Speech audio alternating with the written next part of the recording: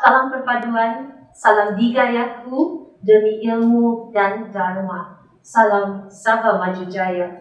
Ahli-ahli panel yang saya hormati dan penonton budiman, selamat datang ke bicara tokoh yang didatangkan khas daripada Institut Pendidikan Guru Kampus Gaya.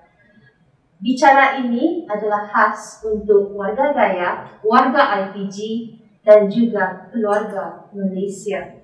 Seiring dengan kluster pertama, inisiatif transformasi IPG menstabilkan pengajaran dan juga pengoperasian IPG kampus, maka pelibatan bekas pelajar IPG adalah sangat penting untuk memastikan pemantapan kebitaraan dan juga jalinan dalam kalangan komuniti kampus.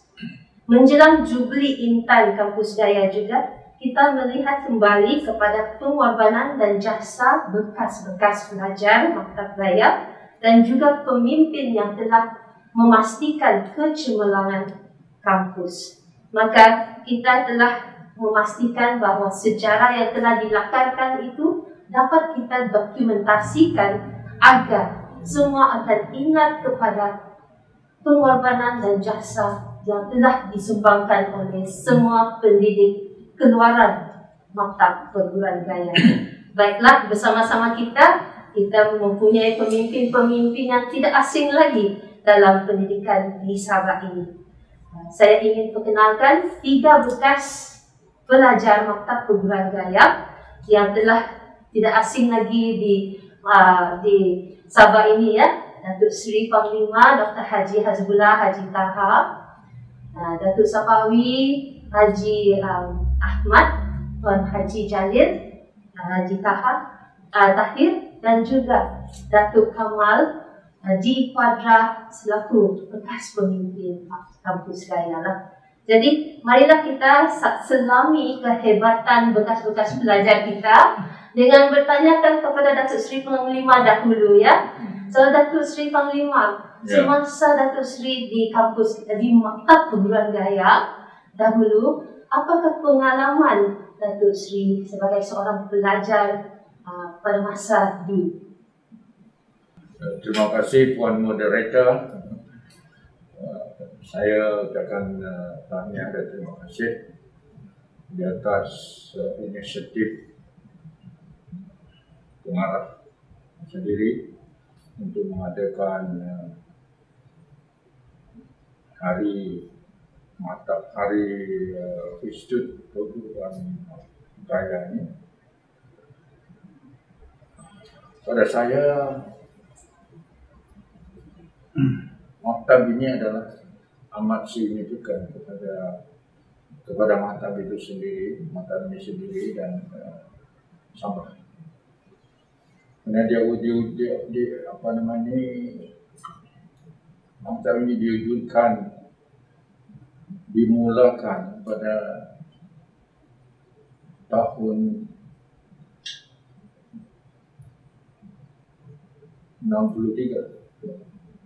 63 itu adalah tahun Malaysia sendiri. Dan sebelum itu saya akan terima kasih kepada Tuhan, kepada saudara saya bersama Kodrat, Sapawi, Jahil, Dijali, karena telah menjadi penggerak, menjadi nyawanya, nadi kepada maktab ini. Saya sebagai seorang bukan saja dari pemimpin pelajaran Sabah, juga permulaan saya jadi murid di sini. I was one of those who started as students in Gaya. 1965 ya, Datuk Seri? Ya. Third batch. Third batch. Kawan saya, saudara saya Datuk Kamis, kalau saya boleh mention, mereka ini pun walaupun mereka tidak dari sini, dia juga orang yang berkhidmat key person di sini. Juga dia juga menjadi pengarah. Kesan daripada Maktab Gaya ini, dia menjadi pengarah di Seremban, pengarah pelajaran.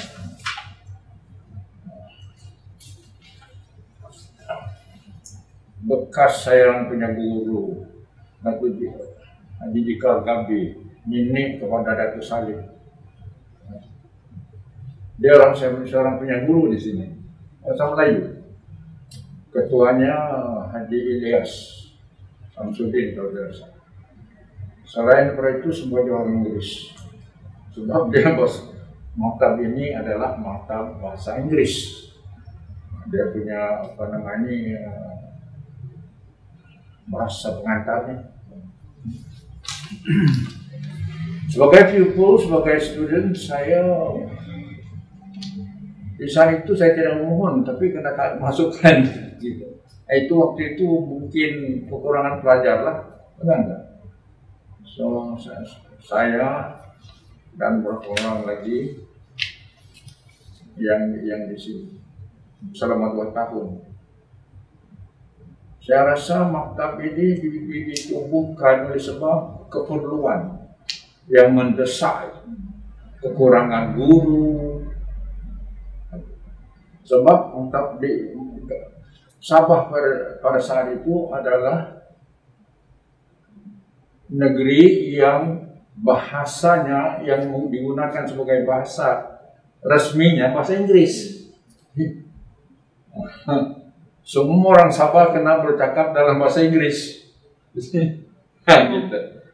Walaupun bahasa Melayu itu memang bahasa kita digunakan di pasar di mana-mana, tetapi bahasa resminya bahasa Inggris. Kalau bahasa Inggrisnya official language kan. Ya, itu yang Maktab Gaya ini ditubuhkan khas untuk keluaran guru bahasa Inggris dan bahasa Cina. Bahasa Cina saya itu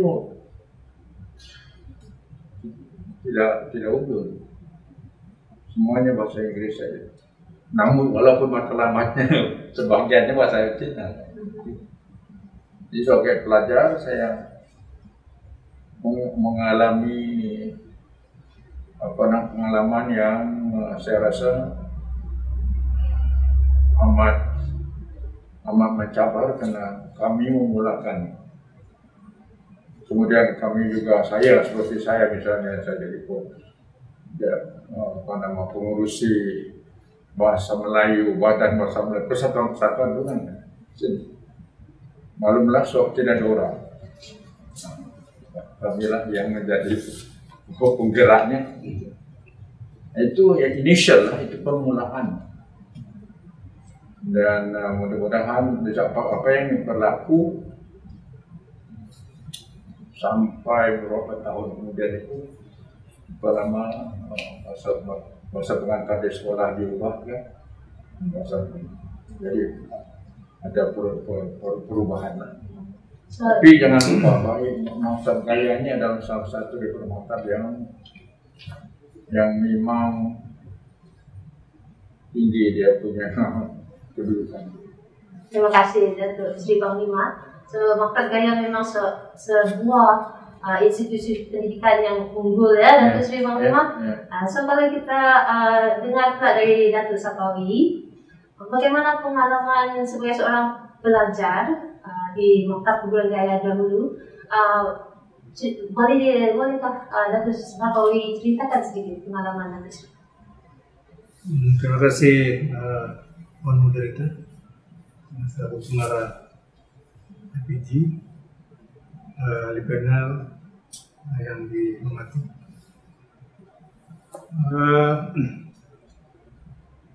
Saya pikir saya masuk ke Maktab Perguruan tahun 1973-74 dalam keadaan umur genap 19 tahun, masuk 19 tahun. Pada masa itu saya mengajar di SMK Kuala Penyu. 6 bulan. Artinya selepas 6 bulan, 5 bulan lepas itu kena interview dan terus masuk. Artinya di sini bahwa memang satu yang tepatlah Maktab Perubahan Gaya ini dilahirkan sebagai suatu yang keperluan untuk menampung sekolah-sekolah menengah terutama sekali yang saya lihatlah. Karena sekolah rendah kita ada Maktab Perubahan Gaya. Sebab itu pengambilannya mudah. Interview pun dia seolah-olah melihat wajah. Yang penting dia punya standard sekurang-kurangnya ada form 5. Kebetulan pada masa itu saya tidak dapat menyambung pelajaran. Ada kes tertentulah. Sebab saya belajar dulu di Semenanjung. Rakan saya yang paling dekat Tan Sri Sukarti, classmate lah. Dan saya masuk maktab perguruan. Bila masuk di maktab perguruan ini, saya dapati di maktab ini orientasinya itu memang satu kejutan lah. Sebab orientasi dulu dia tidak macam sekarang. Dancing Sabah ni dancing biasa. Pesta menuai, kalau kita pergi sekolah, saya keluar 75 pun pesta menuai. Dancing itu satu budaya yang biasa. Ya? Selepas itu rakan classmate saya pun boleh katakan majoritinya berumur. Sebab pengambilan ramai dari Semenanjung yang umurnya di antara 24 ke atas lah. Yang Sabahan memang muda lah. Sebab rakan saya yang paling dekat ialah Muhyiddin Yassin. Itu Muhyiddin pengarah, ex-pengarah. Itu memang kami sama-sama negaya. Dr. Chua Kim Heng, ex ketua pengarah Dewan Bandaraya. Ada senior saya Mendiang apa namanya, ex-menteri itu dia ingat nama saya, Seringan. Seringan Gubat. Datuk Seringan Gubat. Itu ex-dia. Kemudian aktivis seperti Lawrence Gimbang, Stusa ini football bola sepak, ya. Namanya memang itu ex. Jamaluddin Kadir sebagai contoh, ya. Itu pun ex yang zaman kami lah, tapi dia agak senior. Jamaluddin dengan kita. Pembelajarannya sangat simple sebab mungkin target pertama bahasa Inggris, bahasa ini. Tahun 75 itu saya ingat transisi pengajaran dan pembelajaran aliran Melayu untuk pengambilan SRP. Sebab selepas 75, semua guru-guru yang mengajar di sekolah Integrated Science mengajar dalam bahasa Melayu. Sebab saya mengajar di St. Patrick, selepas keluar, semua guru-guru yang Pisco, yang Indian semua ini terpaksa belajar bahasa Melayu. Artinya pada masa itu sebab itu ramai pelajar dari Semenanjung datang. Saya lihat ini pun salah satu fokus bahawa di Sabah ini kalau kita lihat pendidikan itu agak tertinggal. Sebab kita melihat tahun 73 dan penubuhan maktab ini tahun 63. Pada masa itu saya melihat tidak seperti sekarang, di mana pelajarnya ramai yang dapat 5A, MRS, MAD semua. Saya sendiri dapat belajar di Semenanjung hanya grade 67-68% sudah dipilih pelajar yang baik. Bagi contoh. Sebab itu kesedaran dalam bidang pendidikan tu di Sabah ini barangkali agak tertinggal sedikit. Sebab itu bila disebut untuk menjadi guru, orang tidak ada satu sense yang bersemangat. Mungkin gajinya kecil, 270, maktab perguruan Ken 240. Jadi berbanding dengan orang kerja pekerjaan, dan pada masa itu saya dapat tawaran inspektor Pulau Kuku. Saya juga dapat tawaran kerja di office pejabat. Tapi saya memang minat dalam bidang perguruan, sebab saya minat sini. Dan saya dapati dalam pembelajaran di Maktab Gaya ini 3 orang guru yang saya ingat sampai sekarang lah, yaitu Amil Jaya, Datuk Ismail Abbas, Datuk Yaman, kemudian Rofli. Datuk mungkin itu Rofli, karena dia Beliau Semenanjung. orang Semenanjung dengan sejarah. So, saya minat sejarah dan bahasa. Dan saya juga mengambil lukisan. Kebetulan selepas saya keluar daripada Maktab Gaya, saya mengambil SPKA. Pada masa itu saya ambil juga lukisan, saya dapat B score, bahasa B, sejarah B. Pada masa itu general paper, dia belum ada kelas A dalam bahasa Inggris. Jadi pada masa itu. Dan pengalaman di Maktab Gaya itulah menjadikan satu semangat bagi kita untuk berjuang dalam bidang pendidikan ini, supaya kita melihat dalam keseluruhan di Sabah ini perlu diperjuangkan agenda pendidikan ini. Dan saya yakin Maktab Perguruan Gaya ini ialah salah satu yang teras. Oleh kerana kelebihannya, apabila ada orang dari Semenanjung datang, sebenarnya ini satu persaingan. Yang Sabah ini majoritinya tahun 73-74 ialah PCOS, aliran bahasa Inggris. Tapi sekolah menengah sudah sebagian besarnya ialah subjek pilihan untuk mengajar di sekolah menengah. Sebab itu ramai yang daripada Semenanjung datang kemari, dan kita rasakan kalau tidak ada orang pun satu kekhususan bagi kita untuk menampung sekolah-sekolah di luar bandar. Kerana pada masa itu tahun 70-an ni sekolah menengah saya fikir boleh dibilang dengan jari pada keseluruhan, termasuk di kawasan saya sekitar baru ada SMPO. Itu pun selepas kira yang terbaru.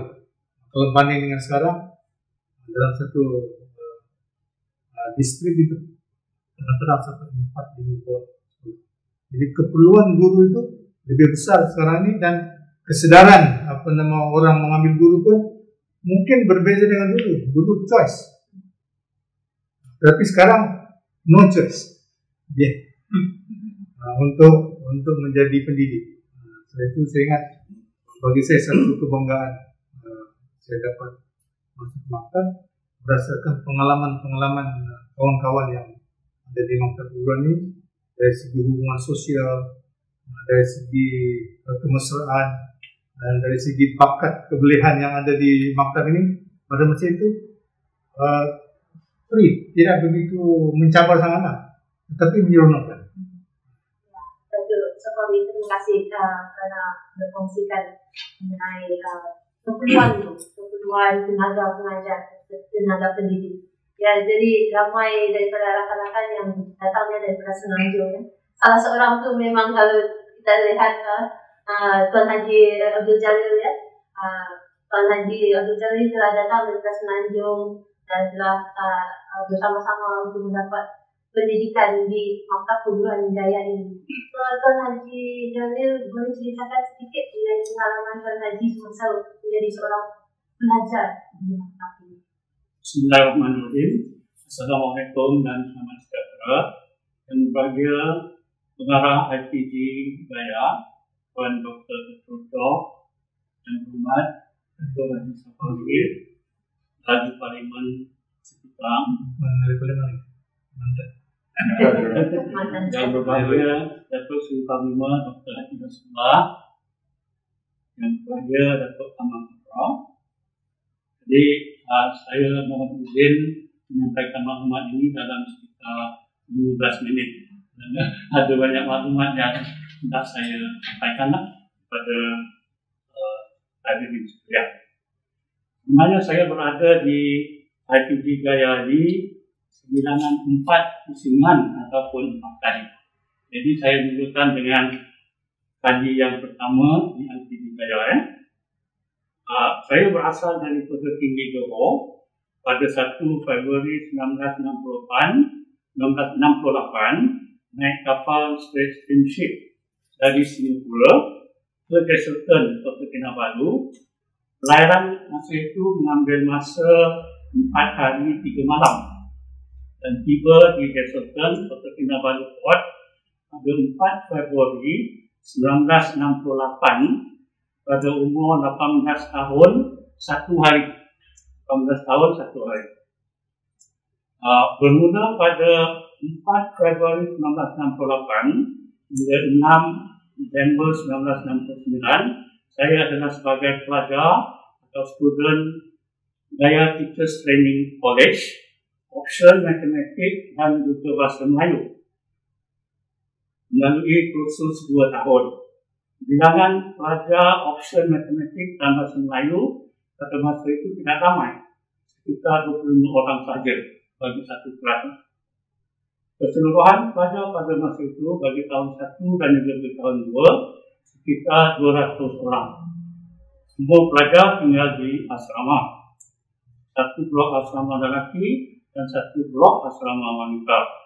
Makan minum disediakan di dewan, sarapan pagi, makan tengah hari, dan makan malam.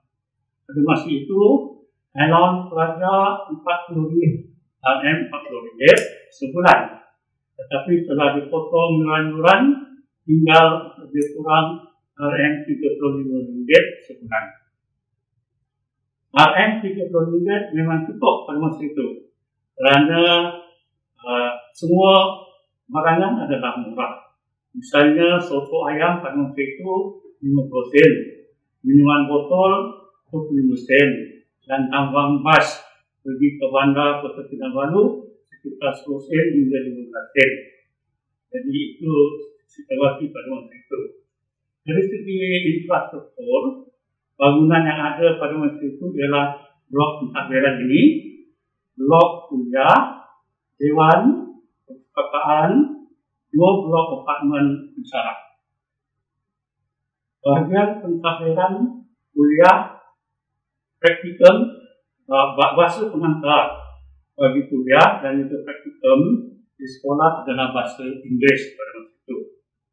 Pensyarah dari berbagai negara, United Kingdom, Australia, India, Indonesia, Filipina, Singapura, United States of America, Semenanjung Malaysia, dan juga dari Sabah. Jadi pengalaman pada masa itu berbagai slang ataupun logat pensyarah dalam kuliah sering didengari, dan yang paling saya ingati ialah slang ataupun logat dari pensyarah Filipina. Dan yang paling klasik seperti kataan education, limitation, dan sebagainya lah. Jadi ini sebenarnya adalah pengalaman yang sangat berguna kepada kita semua pada masa ini. Bagi pensyarah USA pula, spelling semua jadi terbalik. Misalnya color jadi COLOR, behavior menjadi BAHABOIBEHABIOR. Dia tidak ada U. Itu ialah daripada United States. Kemudian dari segi peralatan, switch lampu juga terbalik. Atas on, bawah off. Tidak sama dengan kita yang menggunakan sistem navigation. Kemudian dari segi kemudahan sukan, ada gelanggang bola keranjang, tenis dan juga padat. Pensyarah pada masa itu ada satu pengalaman, yaitu pensyarah PJ Mr. Thompson. Dia suka mengadakan sesi swimming di Tanjung Aru Beach. Ada sebilangan pelajar naik traktor maktab dan nasib tidak baik kena tahan polis pada masa itu. Jadi Mr. Amalados bantu melepaskan mereka pelajar-pelajar yang ditahan di police station itu dengan menggunakan PR-nya yang baik dengan balai polis pada masa itu. Jadi itu satu juga pengalaman yang menarik. Pelajar lelaki Islam dia solat Jumaat di masjid sebulan kerana pada masa itu belum ada masjid negeri. Kenderaan mereka adalah naik bas Majlis Agama Islam Sabah. Agak nostalgia juga kerana ada rakan-rakan dari Kelantan, Terengganu dan Kedah, mereka tidak mahu naik bas, tapi jalan kaki dari maktab ini sampai ke Majlis Sembulan, kata mereka, untuk mendapat pahala yang lebih banyak. Itu pengalaman juga. Kemudian pengalaman juga semasa cuti penggal Jun dan November, pelajar digunakan balik ke kampung. Jadi pelajar Semenanjung naik kapal laut Strait Steamship seperti MV Timanis, MV Kinabalu, MV Keningau. Kemudian balik pada bulan puasa juga naik kapal. Jadi kami tidak wajib berpuasa kerana musafir, tapi kenalah qada ataupun bayar puasa itu selepas hari raya. Ada juga nostalgia di sini. Rakan dari Kelantan, Terengganu dan Kedah, mereka puasa. Tidak turun sarapan pagi. Tetapi tiba-tiba tengah hari, mereka naik makan tengah hari bersama-sama kami. Jadi mereka puasa setengah hari saja pada masa itu. Ini juga pengalaman yang menarik. Kemudian dari segi bandar Jesselton atau Kinabalu pada masa itu sangat aman dan tenang sekali. Aman dan tenang. Ada 3 deret kedai, ada Hong Kong Bank, ada Tong Hing Supermarket, ada pelabuhan port, ada pasar, ada stesen bas, balai polis, Dewan Masyarakat dan Padang Merdeka. Jadi yang lain pada masa itu adalah Laut Cina Selatan. Tidak ada seperti sekarang Segama, Sinsuran, Sutra Haba dan sebagainya. Lepas itu, setelah tamat kursus 2 tahun, bermula 4 hari bulan Januari 1970 hingga 31 hari bulan Disember 1971, saya ditempatkan di Government Secondary School Kota Belud sebagai guru kategori C2, mengajar matematik dan sains bagi 2 aliran bahasa Inggeris dan juga aliran bahasa Melayu. Kemudian bermula 1 Januari 1972 hingga 15 Mei 1972, saya ditempatkan di SMZ Sembulan juga sebagai guru matematik dan sains. Bermula pada 17 Mei 1972 hingga 22 Februari 1976, saya mengikuti kursus ijazah pertama di Universiti Kebangsaan Malaysia, UKM, Major Psikologi dan Counseling, Major Psikologi dan Counseling, dan berjaya mendapat kepujian ataupun honors second class offer dan juga mendapat anugerah Best Student Faculty Science Kemasyarakatan pada tahun 1976. Itu juga pengalaman yang menarik bagi saya di Universiti Kebangsaan Malaysia. Itu adalah kali yang pertama saya berada di LPG Gaya. Bagi kali yang kedua di LPG Gaya, setelah tamat ijazah pertama, saya ditempatkan di Maktab Pulau Gaya semula dari 26 Februari 1936 hingga 15 Ogos 1982 sebagai pensyarah kategori D1. Bertugas sebagai pensyarah dan kemudian Ketua Jabatan Ilmu Pendidikan dan mengajar mata pelajaran dan mengajar ilmu pendidikan bagi pengujian dan penilaian pendidikan dan juga statistik pendidikan. Kemudian bermula 16 Ogos 1982 hingga 15 Januari 1984, saya mengikuti kursus Masters MEd di University of Pittsburgh, USA dalam bidang Test and Measurement dan juga Educational Statistics. Itu adalah kali yang kedua. Sekarang kali yang ketiga pula, iaitu di Gaya. Setelah tamat kursus MEd, saya ditempat semula di Maktab Perguruan Gaya.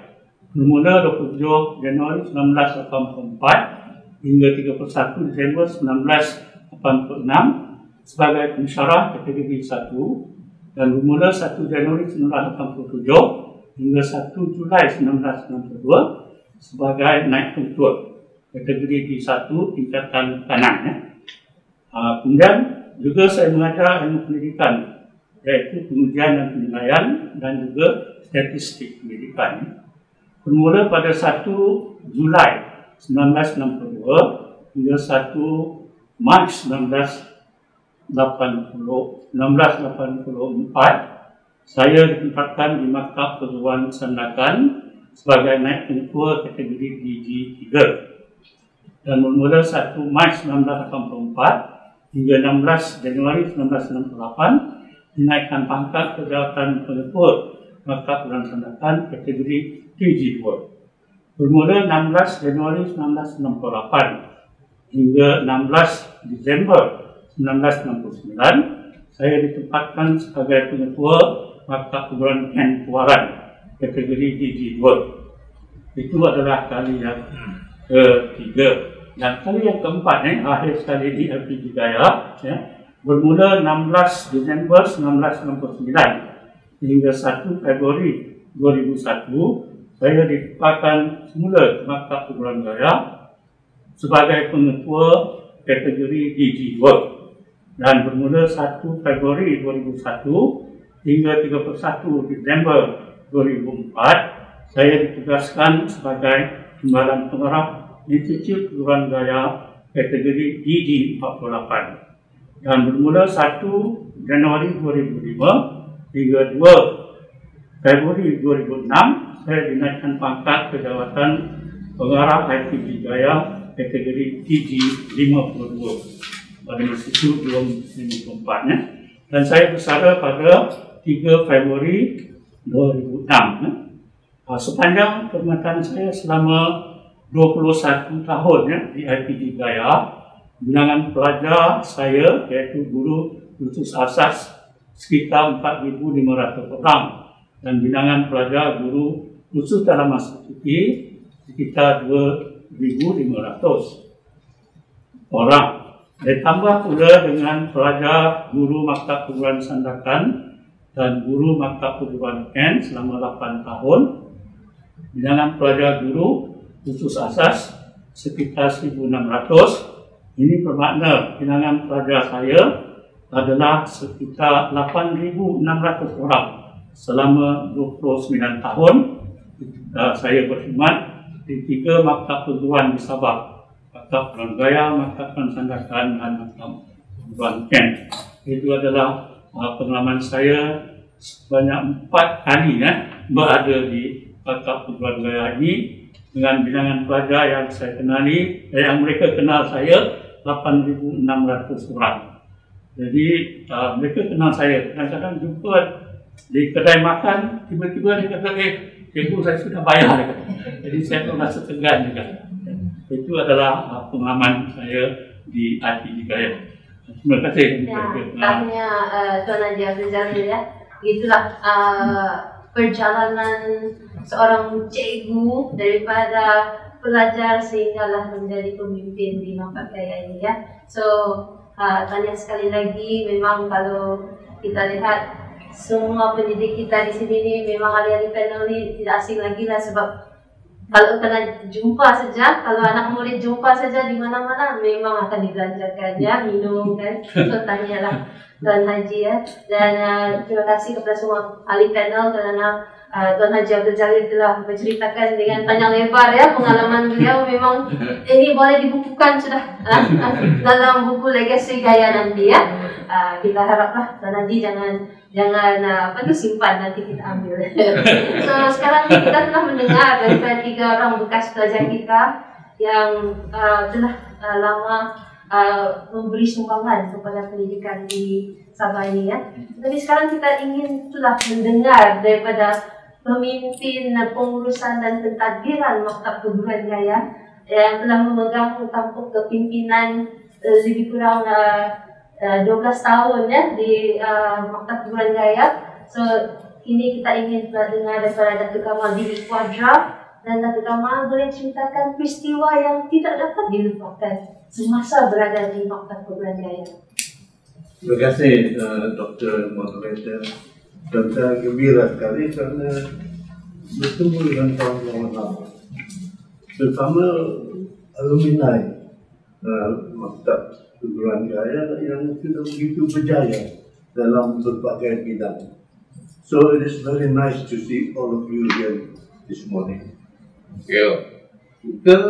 Kebetulan, Dr. Moderator, oleh kerana saya dapat berkhidmat di sini selama 12 tahun, itu sebenarnya satu peristiwa agak panjang dan lebar, tapi bermakna bagi saya.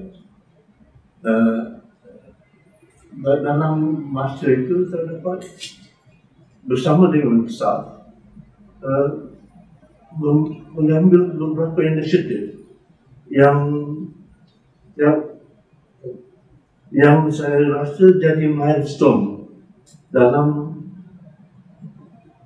kemajuan Maktab Perguruan Gaya. Saya datang ke maktab bukan sebagai bekas warga maktab, tapi daripada jabatan pendidikan, dan membawa perspektif yang agak berlainan sedikit dalam cara pentadbiran dan sebagainya. Jadi waktu itu saya anggap saya boleh tahan dalam bidang pentadbiran. Dan pakar rujuk saya dalam hal-hal kurikulum tidak lain Haji Jadi. Itu dia waktu itu my night pengetua kan. Dan dia pakar dalam hal-hal kurikulum perguruan dan sebagainya. Jadi antara milestone, tanda-tanda dalam 12 tahun,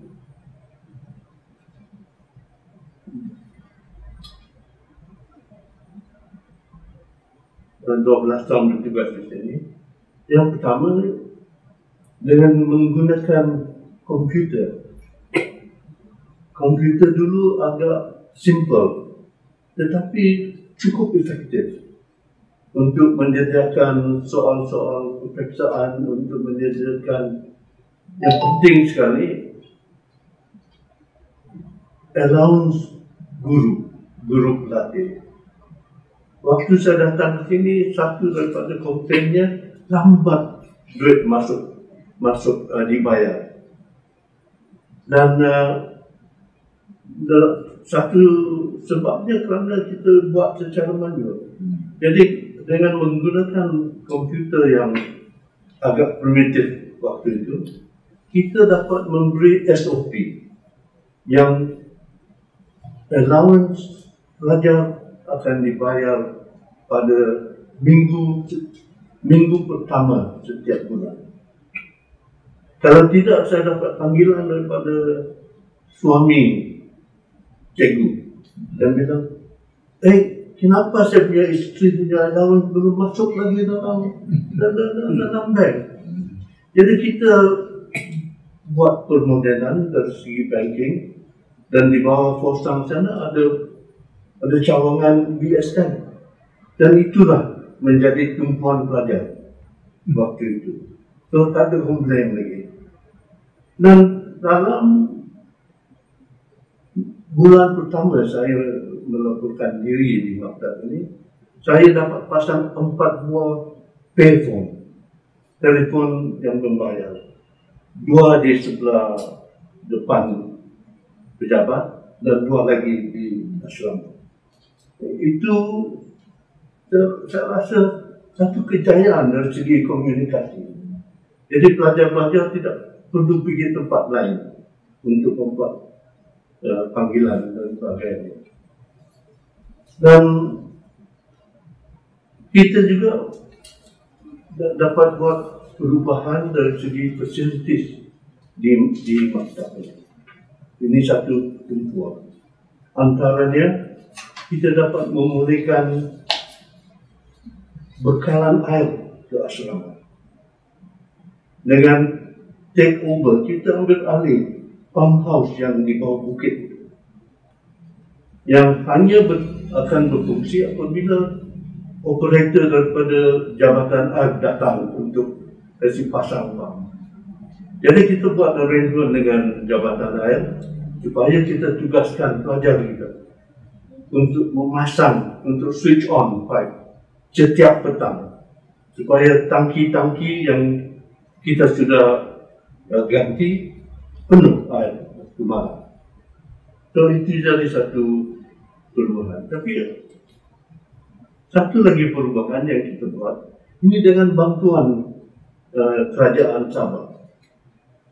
Pada satu ketika di maktab ini, siapa nak belajar komputer mesti jadi ahli kelab. I think we had a club computer. Jadi siapa nak belajar jadi member of the club. Apa yang kita buat? Kita wajibkan pelajaran komputer. Walaupun tidak ada dalam kurikulum latihan, tapi kita lihat masa depan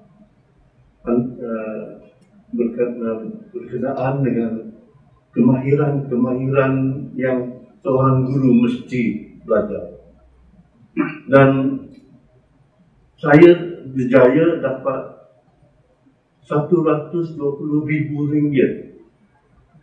dari Datuk Yong Tet Lee waktu itu untuk membina 4 buah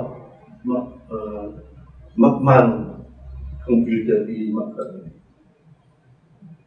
Itu antaranya. Tapi yang saya fikir yang paling bermakna perubahan ataupun milestone yang dibawa ialah untuk mendapat kelulusan daripada Kementerian Pendidikan supaya Maktab Gaya menjadi salah sebuah maktab di Semenanjung Timur, di East Malaysia, di Malaysia Timur, untuk memulakan KPRI, khusus perguruan lepasan ijazah. Ini untuk pada satu ketika Malaysia kekurangan guru ijazah dan memulakan kursus KPRI. Tetapi dalam senarai maktab-maktab yang diberi tanggungjawab, maktab di Sabah tidak ada dalam senarai itu. Maktab di Sarawak pun tidak ada dalam senarai. Jadi kita lepas rundingan dengan staf di sini yang memberi kepercayaan yang mereka boleh melaksanakan kursus KPRI, kita tulis pada kementerian, pada bahagian pendidikan guru yang kata kita mau mulakan KPRI di Sabah ini. Alhamdulillah dilulus. Tanpa banyak perundingan, tanpa banyak masalah, diluluskan dan diberikan 2 kumpulan. Kalau saya tidak salah, pada 1992. Jadi ini meningkatkan lagi status Maktab Pegawai Gaya. Dan kita berkemampuan untuk mengajar mereka yang sudah berijazah, mereka yang sudah lulus di universiti. Hingga hari ini. Dan kalau saya silap, sekarang RPG Gaya boleh keluarkan sijil. Ijazah. So ini langkah yang kita buat satu demi satu untuk menyampaikan tahap yang sekarang dinikmati di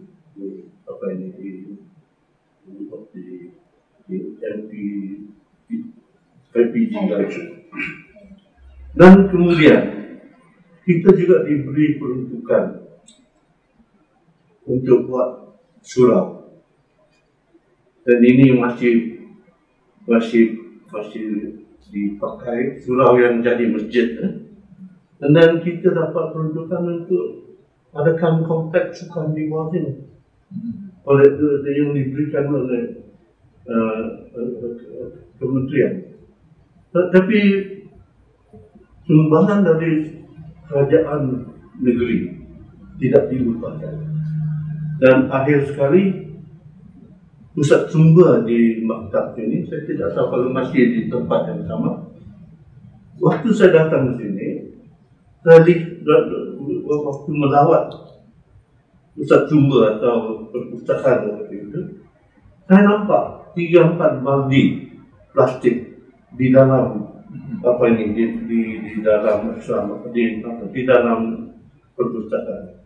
Dan saya tanya kenapa pula ada di sini. Oh, selalu bocor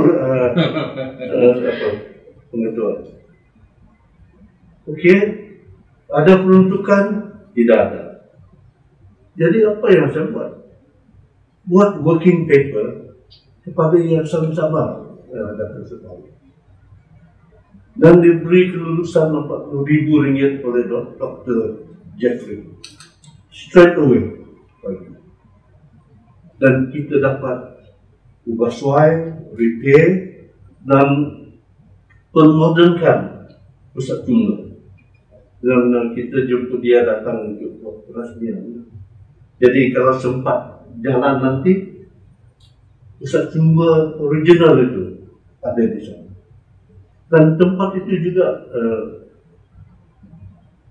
kita mulakan internet secara bayaran di pertengahan 1995 begitu.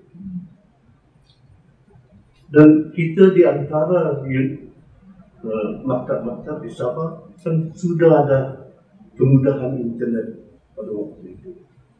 Dan ada satu peristiwa yang penting kalau nak cakap ini. Saya diberi laporan ada budak pula yang boleh hack password. Waktu itu boleh hack password. Budak dari mana? Dari Singapura pula. So, arahan saya kepada Tuan Jennifer waktu itu, jadikan budak itu, pelajar itu, sebagai jawatan kuasa menjaga pusat sumber itu. Kita perlukan kepakaran hacker itu. Dan itu yang saya tidak boleh lupa. Ingat lagi, hacker di maktab kaya, di KK. Jadi banyak milestone dalam 12 tahun yang di sini. Jadi pada keseluruhannya itulah peristiwa yang saya rasa peristiwa yang betul-betul bermakna dalam perkhidmatan saya dengan Kementerian Pendidikan. Okey, terima kasih Datuk Kamal kerana telah berceritakan dengan begitu reminiscing lah kan, the past, which is wonderful. Sebab kalau kita lihat, kita perlukan bantuan semua, bantuan daripada federal dan juga daripada kerajaan negeri Sabah sendiri ya. Sebab memang dari segi peruntukan untuk bangunan, daripada infrastruktur dan infrastruktur itu memang amat diperlukan bantuan kewangan itu. Mari kita sekarang tinjau ya, sebab di depan kita ni semua orang yang penting-penting untuk pendidikan negeri Sabah. Jadi kalau kita lihat ya, Datuk Seri Panglima, kalau dari segi sifat kepimpinan itu sendiri, semasa Datuk Seri di Maktab Gaya dulu, bagaimana sifat kepimpinan itu dapat diceritakan oleh Datuk Seri? Terima kasih.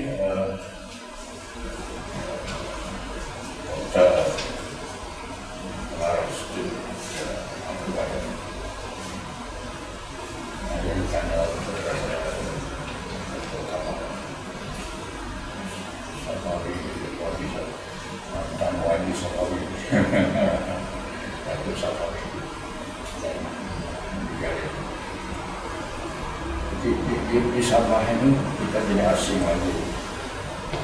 Kita orang tempatan.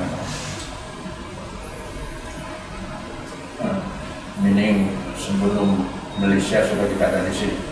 Itu dia sudah menjadi warga negara di sini. Nah, kita lihat pada saya pada mula-mula itu sampah ini ya, jadi memerlukan pemimpin-pemimpin, dan dengan itu dudukkanlah berbagai institusi. Pada mulanya itu guru-guru lah yang menjadi penerayu pergerakan sama ada pergerakan ilmu, kan? Meningkatkan ilmu dan berbagai-bagai aktiviti. Dia bertunjang kepada guru. Jadi pada saya lah sebagai orang yang melihat benda ini secara jelas, kepemimpinan memang betul bermula daripada guru. Oleh sebab itu mata gaya ini memainkan peranan yang amat signifikan atau amat bermakna, berarti. Sejak itulah sudah mata gaya mengeluarkan ahli-ahli daripada kurikulum yang telah dicipta itu. Timbullah pemimpin-pemimpin ada dalam politik dari pelajaran itu sendiri, menjadi ilmuwan, menjadi pembimbing. Tapi apa yang saya nak katakan ini ya, oleh sebab ilmu itu penting, betul. Inilah yang perlu orang ahli ilmu ini perlu pertahankan. Kalau dia dalam politik pun dia perlu pertahankan ilmu ini.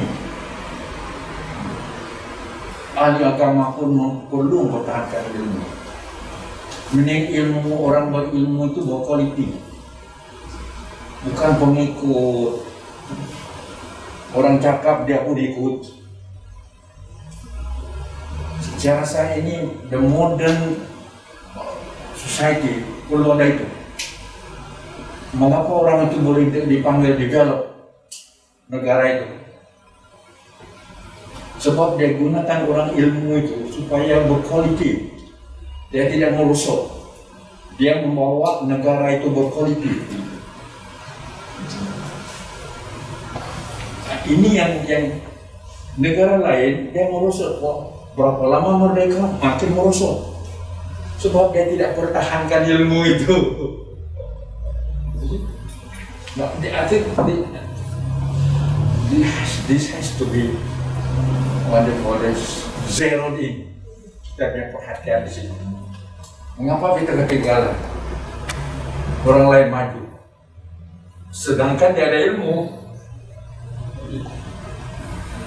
Tapi dia yang kumpulan yang berilmu di situ boleh maju, kumpulan yang berilmu sini merosot. Mengapa? Nah, ini yang saya rasa perlu kita semua lihat sebagai orang ilmuwan. Kan kita cakap di kampung-kampung sana itu lain pengertiannya. Tapi pengertian kita di sini saya rasa this is the role which has been carried on by mata gaya. Kita pernah saya Jalil dan Sabawi. Ada batches lah, tapi we have to be different in different match. Itu yang perlu lihat tuh. Jangan kita ikut batch itu. Walau berbagai masalah pun we are different. We don't.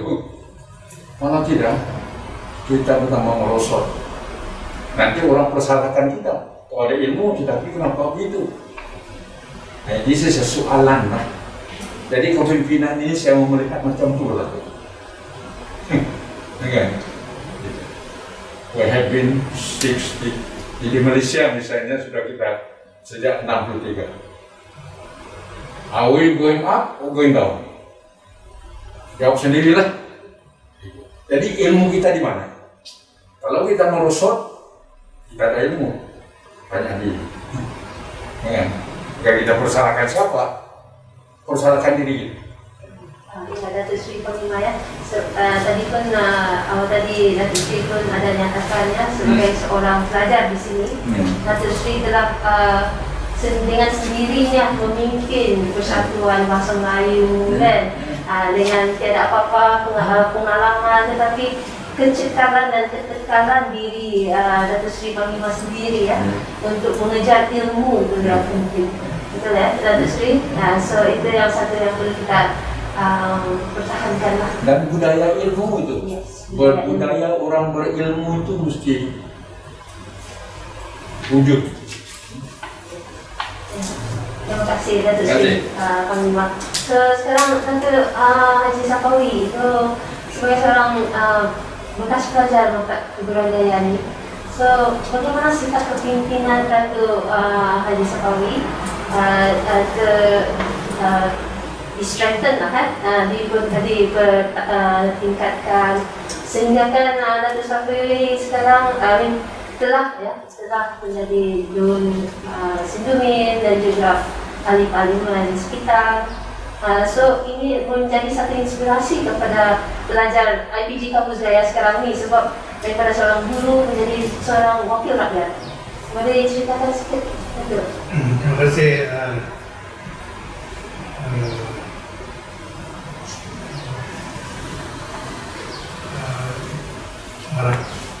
Untuk memberikan dan sahabat-sahabat panel.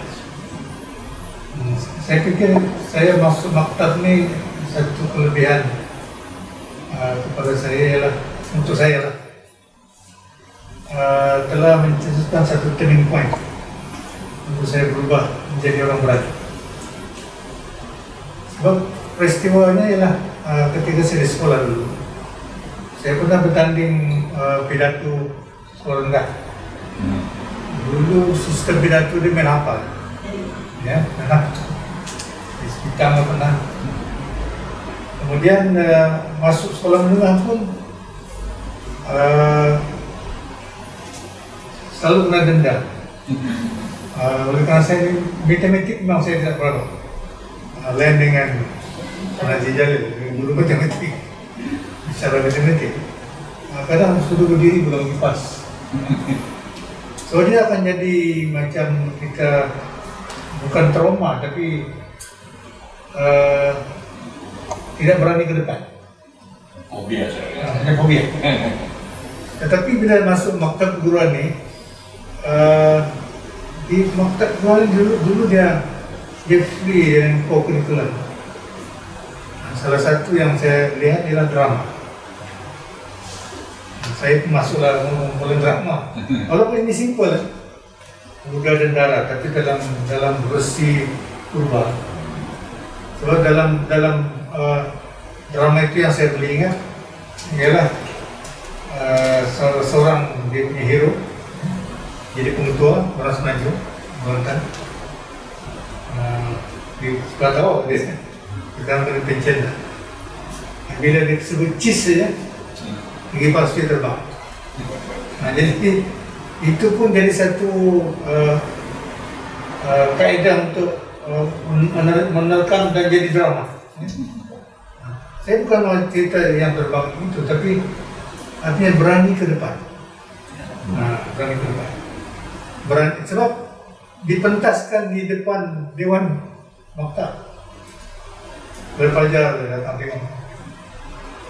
Yang kedua ialah peristiwa pemilihan Persatuan Bajet. Jadi tahu sekarang macam mana sistem lah. Di mana terbuka siapa menjadi yang dibentuk. Yang kedua Presiden Kolej lah, Presiden lah.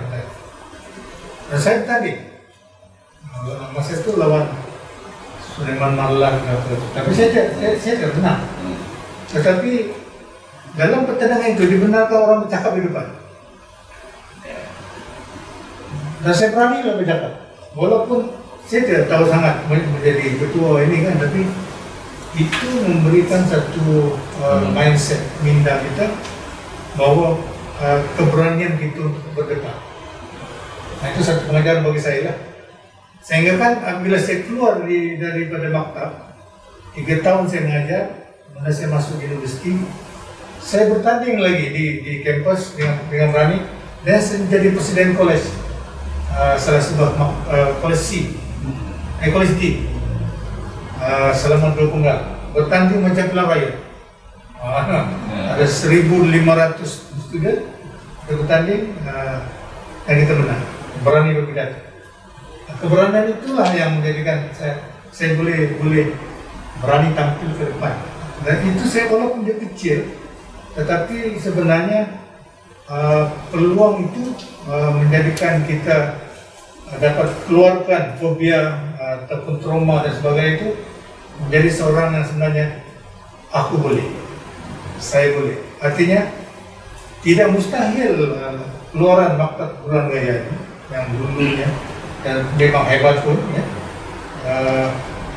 sehingga ada jadi pengarah, ada jadi dramatis, ada yang jadi menteri, ada yang menjadi mungkin bidang profesional selepas dia keluar.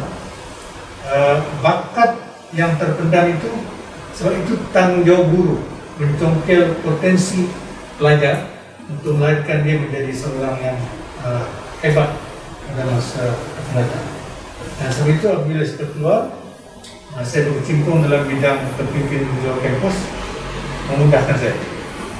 Termasuklah jabatan-jabatan yang pernah saya pegang bersama Sulaiman pun di lembaga di yayasan kolej ICSF dan pengarah yayasan Sabah, pernah saya menjadi pengurus SLB Ali Suranjaya SSM, dari lembaga Fintech International, berbagai lagi lah. Dia menjadikan kita menjadi orang yang berani, dan maktab gaya lah pencetus bagi saya. So itu kita rasakan memang paling indah dan patut diteruskan ya. Yang kluster-kluster yang telah pun digariskan itu, supaya diserasikan dengan keperluan pendidikan sekarang, seperti sekarang ini yang disebut era digital dan sebagainya, supaya apapun terjadi dalam kepimpinan masa depan, dia boleh dilahirkan oleh kita. Itu pengalaman. Terima kasih Dr. Haji Sakawi. Keberanian itu akan memastikan kita boleh menjadi seorang pemimpin. Ya. Itu sifat kepemimpinan itu akan timbul daripada keberanian diri sendiri ya. Satu lagi yang saya pikir yang tidak boleh saya lupakan, yang disebut oleh Tuan Hijab, Elon maktab Quran 40 ringgit. Dan kita akan menerima 36 ringgit, bukan 36, 20 ringgit Elon potong sukan, dan 2 ringgit lagi ialah kebajikan dan sebagainya lah. Sehingga kan tercetusnya satu idea, ini pun yang mungkin besar ya. Kepimpinan di Maktab Gaya ini membuat satu gabungan kepimpinan Maktab Camp, membuat tuntutan pada kerajaan supaya dinaikkan elang. Sehingga rombongan kami daripada Maktab, saya bukan ketua tapi kami jatuh kuasa. Pada masa itu nama-nama yang dikenali Aziz Nasro, kita punya pelajar, dan di Maktab Camp di Masjid Agungnya Pengiran Ali Pengiran Jumat yang baru pencen pengarah Keperluan Malaysia, dan dia sekarang ahli Suranjaya Pendidikan, masih kontrak. Bertemu dengan pelajar Maktab Camp untuk mendapat sokongan supaya elon maktab ini dinaikkan. mata gaya 150, mata gaya 120, lebih kurang itulah. Sambutan daripada pelajar mata itu sampai atas meja berdiri. Dan selepas itu beberapa orang kami kena panggil oleh Sekretariat Negeri. So, pada masa itu dalam Sekretariat Negeri Richard Lin, itu dia punya itu nanti zaman terus apa. Jadi artinya unik lah. Tapi alhamdulillah kesannya sampai sekarang pun nikmat orang yang tinggal di maktab ni tidak besar, walaupun dulu RM40, tetapi sebenarnya dia punya hasil itu enjoy dengan lecikangnya, dengan mie, dengan rojaknya. Di gerai depan di BKK yang ada lambang kerbau apa tu ya, macam muntah sebelah bank negara. Di situ gerai yang memang itulah paling zaman kami dulu lah, naik bus Harrington yang paling enjoy setelah menerima RM36 dari bebas secap. Jadi medali. Tapi sebenarnya yang saya cetuskan adalah keberanian kami membuat gabungan supaya menyuarakan hasrat, supaya maktab dalam maktab Quran ini untuk menarik minat lagi pelajar-pelajar datang menjadi student di kampus. Kalau tidak, orang dulu seperti saya katakan gaji lah murah pada masuk, cuma kelebihannya makan free lah di kampus. Itu pun satu peristiwa yang berkaitan dengan berani tampil ke depan. Tapi bukannya demonstrasi yang menggila, tapi gabungan mendapat sokongan. Sebab maktab Quran hanya ada maktab gaya yang dulu. Pada itu belum ada tawa, belum ada laksanakan. Festival. Thank you. Terima kasih Dr. Haji Sapawi ya. So, sekarang kita dengar pula dari Tuan Haji Jalil. Macam mana pula dengan Tuan Haji, sifat kepimpinan tu datangnya daripada semasa Tuan Haji berada di Maktab Keberadaan sebagai seorang pelajar? Terima kasih Tuan Farah. Jadi yang saya masih ingat lagi lah ya, sampai sekarang ini ya, yaitu apa yang saya cuba terapkan pada pensyarah dengan pelajar. Yang pertama ialah menepati masa kuliah. Jadi pada masa itu kalau kuliah bermula 8.30 pagi, jam 8.20 saya sudah tunggu di pintu bilik kuliah untuk pensyarah di dalam tu ya. Dia tamatkan kuliahnya tepat 8.30 pagi dan saya masuk kelas. Itu yang pertama lah. Saya cuba tunjukkan pada pensyarah dan juga pelajar-pelajar kita lah. Yang kedua yang saya masih ingat ialah menepati janji lah. Kalau kita menepati janji, maka itu akan dihormati lah, dihargai oleh pensyarah dan pelajar. Kemudian yang ketiga, saya juga cuba tunjukkan dedikasi terhadap tugas. Dedikasi yang sini ialah bersungguh-sungguh untuk menjalankan tugas yang telah diberikan oleh ketua ya, pada masa itulah. Jadi itu ketiga. Yang keempat, menghormati semua individu, pegawai pasan, atau sekali pengetua, ya, pensyarah, staf dan juga pelajar. Kita menghormati mereka dan seterusnya menghargai semua sumbangan yang diberikan oleh pensyarah, ya, staf dan sebagainya. Itu yang saya masih ingat lagi lah. Ya, cuba saya tunjukkan kepada pensyarah dan pelajar-pelajar. Ya, terima kasih Tuan Haji. Dan memang ketepatan waktu itu memang dalam tangan Tuan Haji lah. Sebab memang kita semua ingat Tuan Haji Abdul Jalil ni memang di atas setengah jam lebih awal daripada semua. Okay. Sekarang kita dengar pula daripada Datuk Kamal, bagaimana sifat kepimpinan Datuk Kamal lebih cemerlang semasa di Maktab Keberadaan.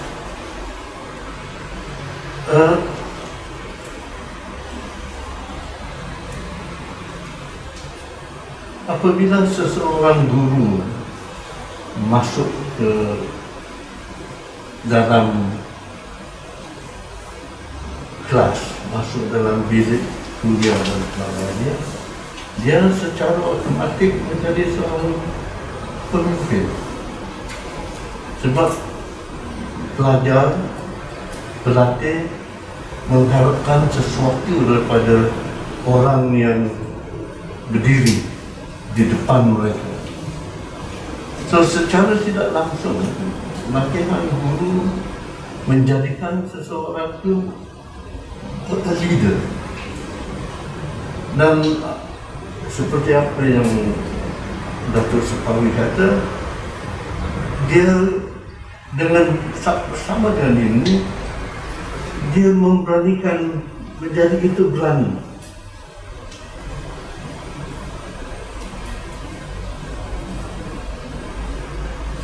So, latihan perguruan itu merangkumi banyak elemen yang menjadi kita sebagai seorang pemimpin di apapun environment. Sebab kita mempunyai, yang pertama, mempunyai ilmu, dan kita mempunyai latihan, dan kita rasa berani di hadapan orang. Jadi di maktab lagi itu menjadi satu cabaran di mana kita mengajar pelatih how to lead. Dan pada waktu saya di maktab ini ada ramai pelajar yang sudah jadi pemuda dalam parti-parti tertentu. Dan saya tahu siapa mereka sebab dia orang pun jadi pemimpin dalam persatuan pelajar. Dan hari ini dalam kerajaan Sabah ada seorang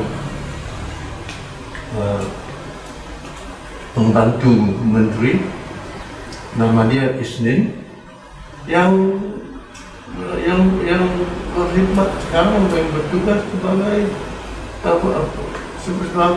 pembantu menteri kerajaan tempatan.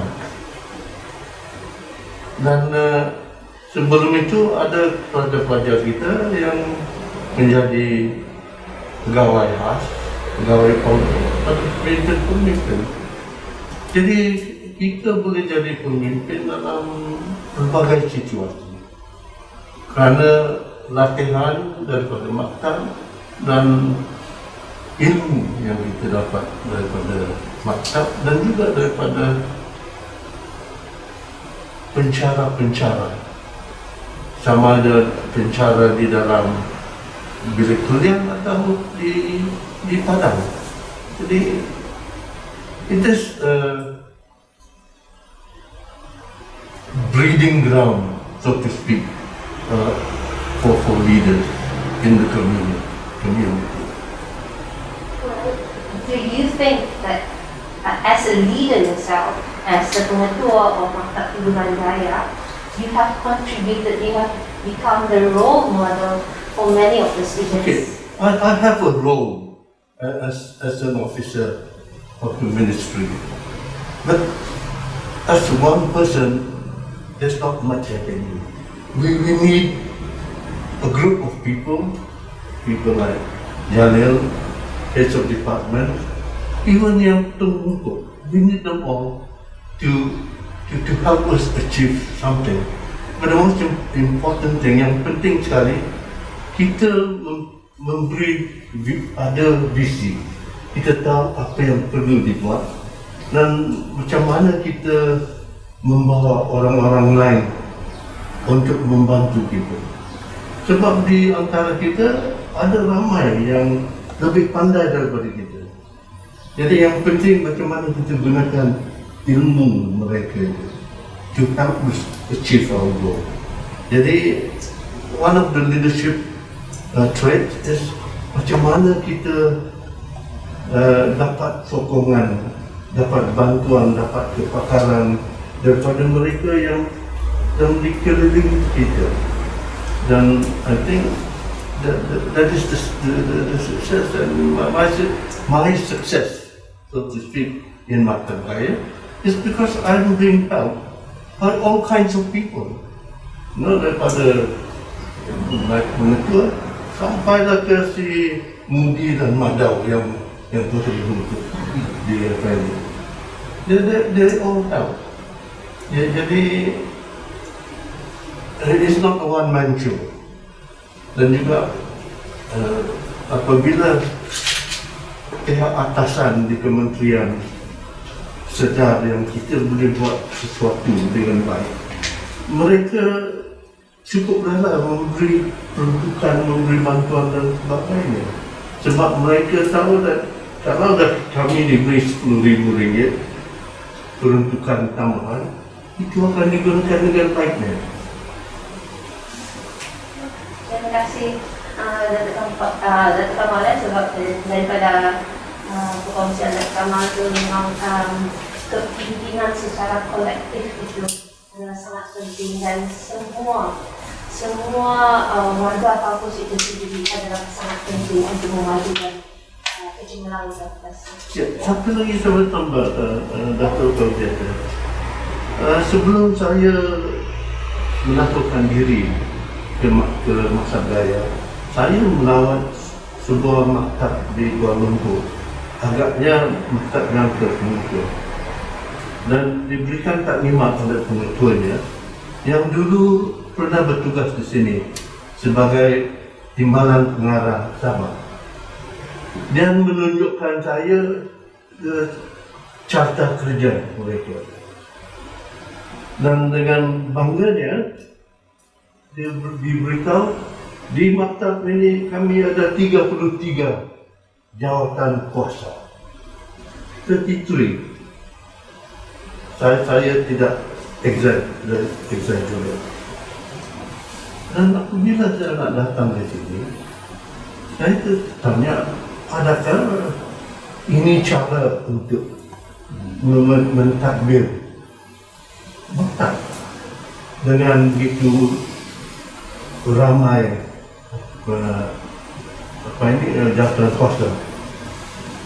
jawatan kuasa induk, jawatan kuasa kecil dan sebagainya. Jadi nasib baik sejalan di maktab ini tidak begitu banyak jawatan kuasa. Jadi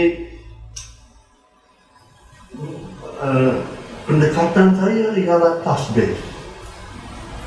Setiap orang ada senarai tugas, itulah tugasnya, jalankan tugas. Tidak perlu adakan mesyuarat sebelum membuat kerja.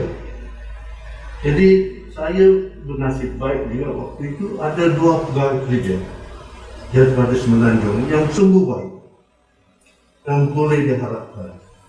Dan mereka juga multitasking. Jadi kita di maktab ini waktu saya itu ada satu itu jawatan kuasa ketua-ketua jabatan. Itulah yang penting. Jadi kalau ada satu yang perlu dilaksanakan, kita buat jawatan kuasa kecil, dan lepas mereka dah habis buat kerja, kita lepaskan mereka. Tidak perlu dikekalkan selama-lamanya. So that is one way of satu cara untuk mencapai matlamat. Jangan terlalu banyak birokrasi, mesyuarat dan minit mesyuarat dan tidak ada yang berjalan.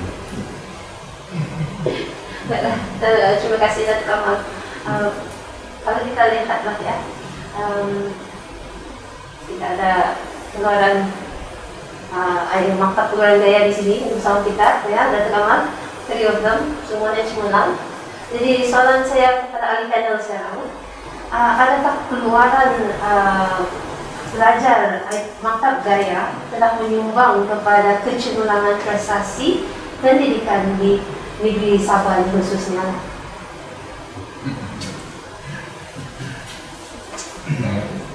Saya rasa graduate daripada daripada institut perguruan ini akan terus memberi sumbangan kepada negara, pada negeri, kepada komuniti masing-masing. Tetapi apa yang penting pada saya pada masa ini, supaya mereka sedar tentang apa yang berlaku dalam environment ini, apa yang terkini mereka harus belajar. Pengalaman pandemik sekarang ini sudah berubah peranan guru, peranan sekolah. Jadi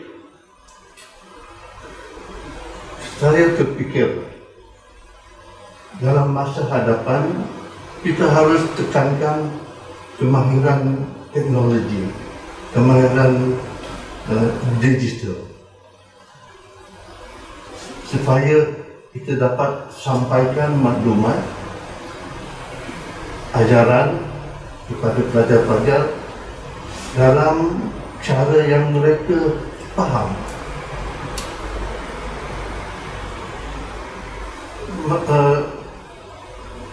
Pusat asuhan yang ataupun kindergarten atau dika yang dijalankan oleh isteri saya sekarang sudah pun menggunakan online teaching kepada pelajar-pelajar yang berumur 4-5 tahun. Sudah adakan online. Dan yang menarik sekali, ibu bapa pun terlibat dalam pelajaran budak-budak ini. Jadi apatah lagi bagi pelajar yang dalam sekolah rendah, sekolah menengah. Apakah teknologi yang sesuai bagi mereka, dan kerana itu apakah kemahiran teknologi yang seorang guru sekarang mesti tahu, mesti pandai, mesti memakai. This is the challenge pasca pandemik. Macam mana kita uruskan pelajaran daripada model yang lama ke model yang lebih futuristik, supaya kalau ada lagi bencana-bencana seperti ini berlaku, kita tahu macam mana nak respon kepada ancaman-ancaman di masa hadapan. Thank you. Dr. Kamal, ada Sri Panglima? Pada waktu berubah, dan kehendak keperluan pun juga. Bukan saja kita, seluruhnya. Kalaulah kita gunakan pengalaman yang ada sejak tahun ini, semua manusia terkejut apa yang telah berlaku kepada manusia. Manusia bukan merancangnya, tapi berlaku kepada mereka, termasuk kita kan. Manusia tidak ada ilmunya. Ini yang futuristik ilmu. Orang sebutlah apa saja, pengalaman peperangan pertama, peperangan kedua. Yang ini lebih dahsyat. Walaupun manusia itu sendiri tidak, dia punya ilmu atomic bomb semua itu tidak laku. Semua ketakutan. Negara yang seperti Amerika dan lain mengatakan the best of the pun diserang, surrender. Apa maknanya?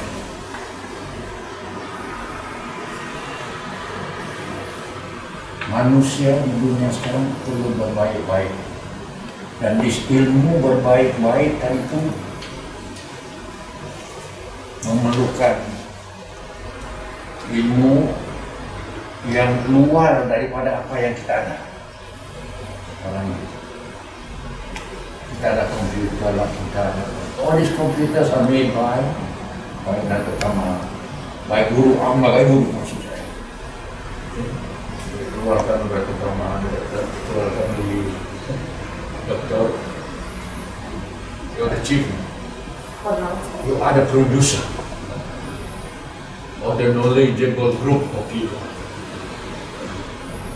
Knowledgeable group of people extraordinary. Extraordinary kata orang Inggris, bukan extraordinary. Why? I just want to re-mention them. You have extra skill. Train people. Orang terlatih untuk melatih orang. This is the rule. Banyak kepada pengajar, pada ibu. Sebab you are the trainers, above the trainers, on top of the trainers. You melatih orang untuk melatih orang. You see, extraordinary group function. Empat saya sudah buat itu. Nah, who are the people? You are the people. The produknya saya, I was also part of that architect of the, bukan di Malaysia, saya dulu kan sampai ke Indonesia, curriculum semua saya terlibat. Kalau kita mention itu, KBSR, GBSR saya menjadi architect di mana? Segala-galanya lah. Produk siapa? Jadi memang betul. You are talking about the best of the best of the best. You are the best of the best. You don't have to look beyond that, beyond the clouds. The clouds also looking at you. Apa yang saya maksudkan? Kita bukanlah kita mau revamp, tapi yang futuristic ilmu itu you add on atas yang ada, di atas yang ada. Future is tomorrow. Now we mentioned yesterday and today. The future. How are we going to tackle the future? Very futuristic. You have to have certain material to add on untuk mencapai matlamat di sana. Dia lebih mau banyak, bukan kurang sana itu. Okay. Meaning, kita ada stok. Susah tadi itu guru-guru kita perlu dicapai. In the future, when we train people, we have to have certain, they have to be responsible or to know the answer of the question that you rahasiakan itu. So, yang di sana itu lebih pandai. Seperti juga COVID-19 lebih pandai daripada kita. Ada yang kita malah bukan mau supaya jangan mau pergi restoran India. Kan kata Nur Hisham kata jangan pergi ke restoran mama. Nah, sebab dia bilang ada di orang bawah daripada India. Betul tidak? Dia bilang ini bahaya. Semua kedai mama itu jangan pergi sana. Lebih sedap. Hah? Lebih sedap. Nanti lebih sedap. Tapi yang sedap itu. So this is a challenge to us. Maksud saya itu challenge to us. Ayo kita hanya kedai India. Kenapa tidak kedai kedai orang tempatan? Mananya kita ada stok di situ. If we cannot go there, we go there. Kita tidak ke sini, kita ke sana. Jadi begitu juga ilmu, peranan ilmu tadi itu yang Dr. Kamal Putra I just want to re-mention it. Dia ada futuristic meaning. This depan itu so huge. So huge there. Apabila kau pergi, the unknown is so, the unknown is so terrifically scary. So kita tidak kenal itu. Yang kita kenal yang di sekarang saja. Yang inilah kita perlu sedia orang-orang kita. Maktablah dimanfaatkan sekolah sana. Bukan universiti pun. Universiti tidak dilatih. You become pensyarah di sana, you don't have to have teacher training. Kawan PhD pergi ngajar. Tapi di maktab tidak boleh. You got to have diploma dalam atau sijil latihan mengajar. This is the best. I'm sorry lah. Bukan saya kata di sana rendah. Nah, this is the key. The kunci of the kunci. Jadi maknanya itu peranan maktab ini, walaupun maktab kain itu begitu bagus, mula-mula dia itu macam-macam Tanjung Malim punya brother sister maktab kain. Tapi apabila ini ada, dia pun nak tinggi sedikit, jadi mau ikut mata gaya ini khusus.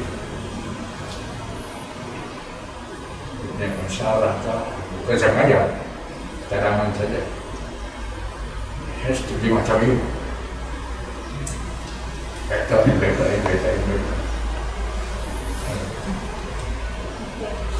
Menandakan yang sampai pun better. Terima kasih dari Sri Panglima. Budaya ilmu itu memang ditekankan selalu ya. Dan asas, the foundation begins from each and every one of you. Okay, like I said, the strength of the alumni sangat penting. Ya, sebab anda pendorong nanti kepada generasi akan datang. Memang seperti mana yang Kamal katakan tadi, memang we have to move forward kepada guru kalis masa hadapan. Itu yang ditekankan sekarang, dan memang dari segi pengajaran digital itu memang ditekankan. Ya, so kita berubah dalam dunia serba kompleks inilah ya. So Dr. Sapawi, macam mana dengan tantangan itu? Terima kasih teman-teman direktur. Kita tidak pun meletakkan guru ini sebagai arkitek ataupun pencetus perubahan. Dan memang dia sudah kena trend di institut pendidikan. Soal kurikulum sistem ini memang ditekan oleh pihak kerajaan, walaupun pihak kementerian, walaupun cabaran besar era digital dengan cabaran bagaimana ibu bapa keberadaan mereka dengan fasilitas yang melakukan pembelajaran di rumah itu pun menjadi satu gangguan, sehingga kan mungkin Persatuan Masyarakat PIBG ini pun menganalisis mungkin sampai 30-40% cabaran, sebab ada ibu bapa handphone satu, ada ibu bapa yang kerja itulah handphone dia yang anak dia mau pakai, tapi mesin kerja dia sudah mau pakai. So gangguan-gangguan, tapi itu memang berjalan lah. Cuma saya ingin tekankan kepada guru ya, supaya kepimpinan guru ini istilah berstyle dan dia tidak terikat dengan PNP di kelas. Sebab kita dilatih di Institut Pendidikan dulu, dan macam kita digaya dulu, memang penekanan di PNP. Tetapi sebenarnya harapan masyarakat kepada kaum guru ini ialah mengisi lompang-lompang kekosongan, kekurangan yang mereka ada dalam kegiatan kemasyarakatan. Umpamanya dalam bidang sosial, dalam bidang dalam NGOs, dalam kemasyarakatan yang lain. Karena walaupun era sekarang moden, tetapi di luar bandar orang masih melihat guru adalah yang terbaik. Jadi bagi saya yang lebih terbaik ialah guru yang terlatih, guru yang sudah diisi seperti yang Bapak Doktor sebut dengan keilmuan, dengan pendekatan sosial dan sebagainya. Sebab itu saya rasa memang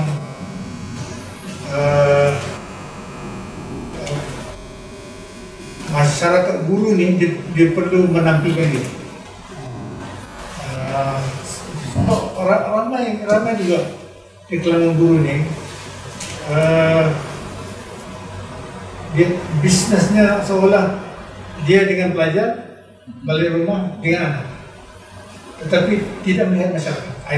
Sebab itu saya tekankan. Sebab kalau dikatakan guru ni arkitek perubahan masyarakat, guru ini adalah pencetus perubahan masyarakat, mesti guru tampil menawarkan diri. Sebab itu saya lebih melihat kepimpinan yang terbaik adalah kepimpinan pendidik. Dalam jiwanya ada pendidik. Dia ingin belajar dan dia ingin mengajar. Dia ingin mendapat dan dia ingin memberi sumbangan yang terbaik kepada masyarakat. Sebab bagi saya dalam suasana hari ini dengan pandemik yang COVID dan sebagainya ini menyebabkan orang menyendiri dan sebagainya, itu guru perlu berani. Sebab kalau kita lihat dalam masyarakat ini mindset orang takut di sekolah, tapi bila sudah buka ini COVID sudah mulai berpendur, mereka yang masyarakat yang berani, contoh di Ranau hotel lebih 100% booking minggu depan, di Langkawi begitu ramai orang hadir. Di Melaka sendiri sebelum pilihan raya dalam masa 3 hari, dalam statistik orang yang pergi berkunjung ini dalam turis tempatan, lokal turis, 66,000 orang ada ke melebas sungai yang matinya. Tetapi bila pergi ke sekolah, dia punya virus, takut kena virus COVID. Di situ mindset masyarakat, dan saya ingat guru juga harus berani menjadi penggerak masyarakat supaya masyarakat lebih berani, lebih relevan, lebih tulen dalam menghadapi realiti dalam masyarakat. Terima kasih Datuk Haji Jokowi. Pak Haji tadi tambahan, Pak Haji Mak? Oke, terima kasih Tuan Nora. Jadi bagi saya sama seperti yang dinyatakan oleh Datuk Kamal tadi, yaitu guru-guru kita yang masih bertugasnya sekarang ini, dia hendaklah sentiasa meningkatkan ilmu pengetahuan terkini, terutama dalam penggunaan teknologi maklumat internet yang kita dapati pada masa ini sangat cepat berubah dari semasa ke semasa. Terima kasih Tuan Haji. Okey, soalan yang terakhir lah kepada ahli panel. Apakah harapan ahli panel kepada pelajar-pelajar keluaran IPG Kampus Gaya ini? Harapan atau nasihat lah kepada terima kasih.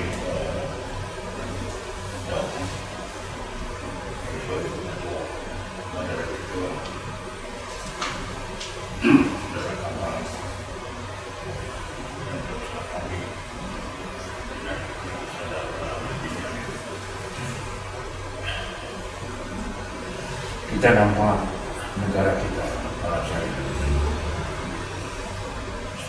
rakyat di dalam negara kita bersama, dan institusi-institusi apa saja yang ditubuhkan olehnya mempunyai matlamat matlamat yang jangka panjang, jangka pendek atau jangka panjang. Semuanya tujuan untuk menyelesaikan masalah. Ada masalah. Kadang-kadang masalah itu yang baik pun dipanggil masalah untuk memperbaiki yang baik. Kalau lagi yang masalah yang jahat memang sudah perlu ditiadakan. Membasmi buta huruf misalnya, ini kerja guru, kan? Terus menjadi seorang itu pakar dalam semua bidang, guru juga. Ada di sekolah kan, di maktab kan, institusi kan, universiti, semuanya guru. Hanya panggilannya saja lain, fungsinya sama. Sabah mempunyai cita-cita. Negara kita mempunyai cita-cita negara. Tapi masing-masing negara itu ada negerinya. Dan kita juga di Sabah mempunyai matlamat. Bukan kerajaan saja. Individu macam kita pun ada matlamat untuk siapa, untuk cucu kita, untuk anak kita. Enggak? Ini yang kita perlu pahami. Dan yang itu masyarakat kita mengharapkan siapa? Mengharapkan institusi lah, institusi perguruan, yang bermula sekolah. Mantap. Sekarang alhamdulillah lah dia mengeluarkan ijazah pula. Saat itu jadi matlamat. Dia dipanggil dahulu Menara Kadin. Inilah dia yang lagi timur lain. This is Menara Kadin. Enggak? Kita dulu mengatakan, oh ITM kah? No, ini lagi kontribusinya. Matlamat masyarakat untuk melengkapkan keperluan manusiawinya. Kalau dia keluarga itulah. Anaknya seorang itulah jadi perlu diberi ilmu tuh. Yang memberi itu siapa? Kita lah. Kita maksudnya tambah terkayalah institusi. Nah, sekarang bukan mantau lagi dulu. Institusi perguruan. Institusi pendidikan dunia sosial. Bukan. Jadi nama pun berubah, fungsinya berubah, dan harapan bangsa pun berubah. Sekarang kita masih dianggap negeri Sabah. Dari Sabah di orang bilang ketinggalan 20 tahun kalau dibanding dengan Semenanjung. Why? Oke. Ketinggalannya di siapa? Pembangunan kah? Ilmu kah? Kekayaan orangnya kah? Kemiskinan orangnya kah? Yang boleh menyamaratakan ini ilmu.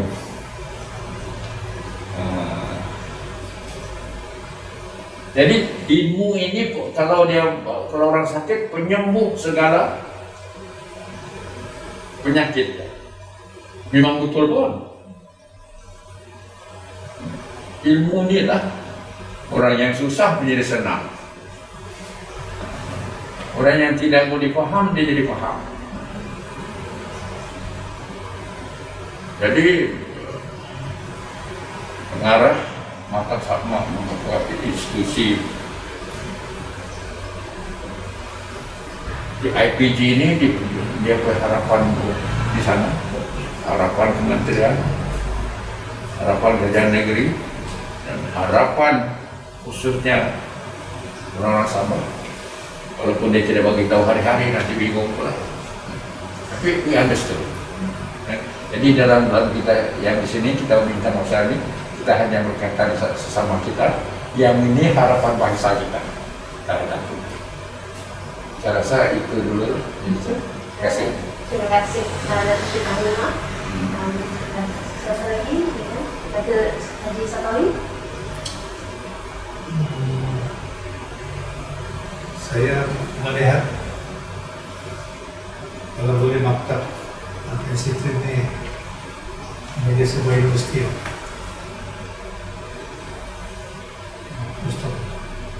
Sebagaimana Sultan Idris menjadi sebuah industri, kalau boleh di kawasan timur, kalau boleh sampai standar begitu. Dan mungkin bila dia sampai ke tahap dia besar, bukan lagi dalam bidang perguruan saja, dia melengkapkan lagi agenda pendidikan di Sabah. Itu harapan, kan? Nah, tapi mungkin suatu masa dalam masa 20 tahun mendatang yang mustahil. Nah, karena kita sekarang ini ada Open University, Maya dan sebagainya. Tidak mustahil akan berlaku. Tapi harapan kita kan kita juga ada melakukan ijazah, melakukan ijazah bulan sebagainya untuk membantu Sabah ini lebih advance dari segi pendidikan untuk masa depan. Okey, jadi terima kasih Tuan.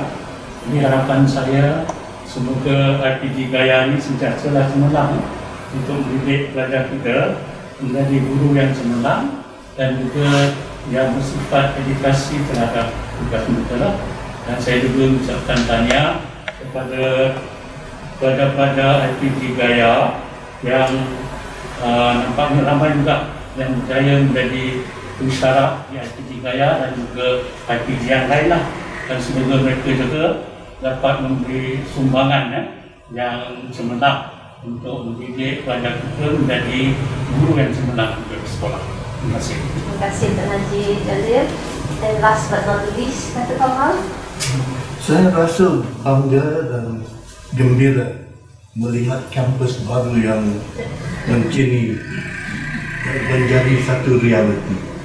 Jadi saya harap ini akan membawa satu lembaran baru dalam pembangunan pendidikan di Sabah, terutama mengeluarkan generasi guru yang celik, teknologi, cukup pandai, dan latihan mereka selari dengan moto maktab yang asal dharma dan ilmu.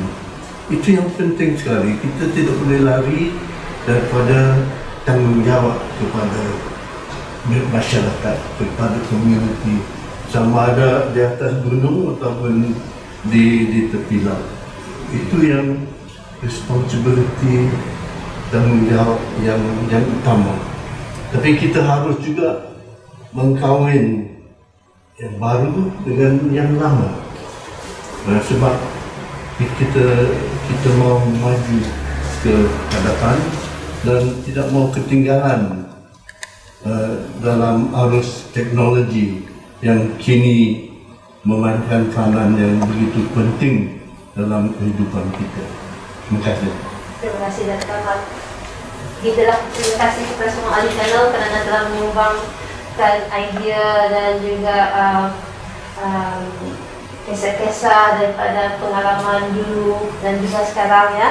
Dan kita di RPG Kampus Gaya ini sungguh bertuah kerana daripada penceritaan dan perkongsian semua telah memastikan legasi Gaya ini terus cemerlang untuk masa-masa akan datang, dan harapan daripada semua ahli panel ini akan mendorong semua siswa-siswi RPG Kampus Gaya yang akan mendengar nasihat dan juga pandangan ahli panel dan akan meneruskan prestasi kecemerlangan mereka demi tanggungjawab yang dipikul mereka sebagai seorang guru berjiwa pendidik. Sekian, terima kasih kepada semua.